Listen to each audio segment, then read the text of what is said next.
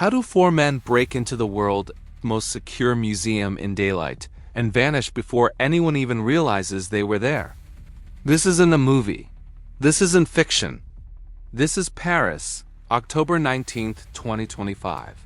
And what happened that morning at the Louvre wasn't just a crime. It was an insult to history itself. At exactly 9:27 a.m., a white utility truck pulled up near the River Seine, just outside the Louvre. Harmless. Ordinary. Paris is full of them. But inside this one? Four men dressed in black, calm, silent, faces hidden behind masks. Their demeanor wasn't nervous. It was surgical. They knew what they were doing. They had 4 minutes to rewrite history. Mounted on top of their truck was a mechanical lift, the kind used for window cleaning. But this wasn't about maintenance. It was their ticket in. The lift rose slowly toward a second-floor window of the Apollo Gallery, home to some of France's most treasured royal jewels. At 9:29, one of the men pulled out an industrial-grade angle grinder.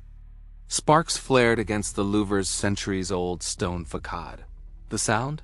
Swallowed by the hum of Paris traffic. Within seconds, the so-called unbreakable glass gave way. By 9:30 a.m., the world's most famous museum had been breached. Inside, the Apollo Gallery gleamed.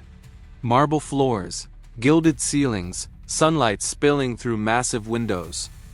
Tourists wandered the halls, just meters away, blissfully unaware that above them, a crime that would humiliate France was unfolding. The thieves weren't searching.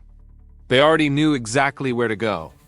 Their first target, the emerald and diamond crown of Empress Eugénie, Napoleon III's wife. 1,300 diamonds, 56 emeralds, gone in seconds. Then came Marie-Louise's sapphire parure, a wedding gift from Napoleon Bonaparte himself. Priceless, historical, irreplaceable. And now, gone. Empress Josephine's diamond tiara, the Duchesse d'Angoulême's brooch, royal epaulettes once worn by Napoleon's guard. 8 pieces in total, each tied to French royalty, each a page from history, shattered and swept into black padded bags. As the final display case cracked open, the thieves didn't hesitate. No panic, no wasted motion, just cold precision. By 9:33 a.m., it was over. The lift descended. 2 scooters roared up beside the truck. The backs were tossed over. The thieves climbed aboard and disappeared into Paris traffic. No alarms, no gunfire, no chase. 4 minutes, 12 seconds. That's all it took to rob the world's most secure museum. And here's where the story turns from unbelievable to impossible. The Louvre isn't just any museum. It's a fortress, over 2,000 cameras, dozens of guards. Motion sensors in every hallway. You can't even get too close to the Mona Lisa without being watched. So how could anyone break through bullet-resistant glass, empty 8 display cases, and walk out unseen? The answer shocked investigators. This wasn't luck. It was design. They had struck during a 10-minute gap between patrols. A blind spot that existed only because one guard was covering a shift change. And that very window, the one they used to get in, it was the only one awaiting a new alarm system that week. They knew everything, the patrol schedules, the maintenance timing, even which cameras were out for repair. Someone had fed them the map. When the police traced the truck, they found it had been stolen 2 nights earlier from a construction site outside Paris. The fake logo on its side matched a real company contracted by the Louvre, down to the color and font. The tools? Professional grade, capable of slicing reinforced glass in under 30 seconds.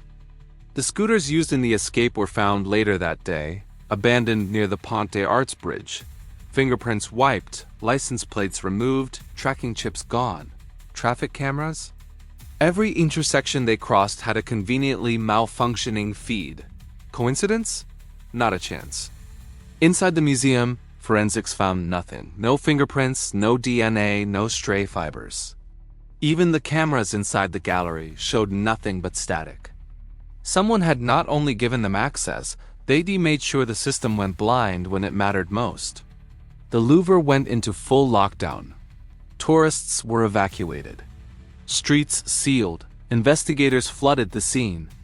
But the damage was done. 8 royal treasures were gone, and France's pride had taken a direct hit. Police began digging into staff rosters, contractor logs, maintenance crews, and then a break. A lighting upgrade had been completed just weeks earlier. Several temporary workers listed under that project? Fake names, fake records, vanished without a trace. Then came the bombshell. Cybercrime investigators found that weeks before the heist, internal blueprints of the Louvre security system had been uploaded to a dark web forum, showing blind spots, motion grids, staff access routes, and patrol schedules. The files were traced to an encrypted IP linked to an unregistered domain in Eastern Europe. Someone had sold the Louvre security to the highest bidder. Interpol was alerted immediately. The stolen jewels were added to the international database of missing art. Descriptions, photos, serials, everything was circulated to auction houses and gem dealers across Europe and the Middle East. But experts were grimly honest.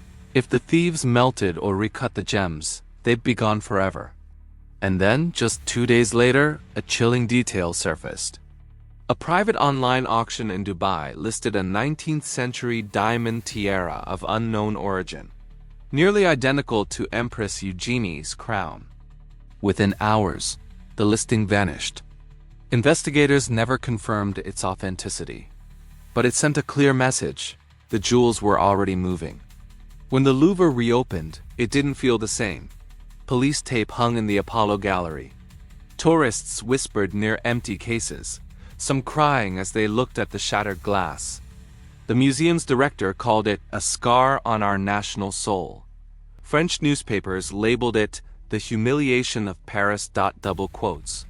If this gave you chills, hit like, subscribe, and turn on notifications.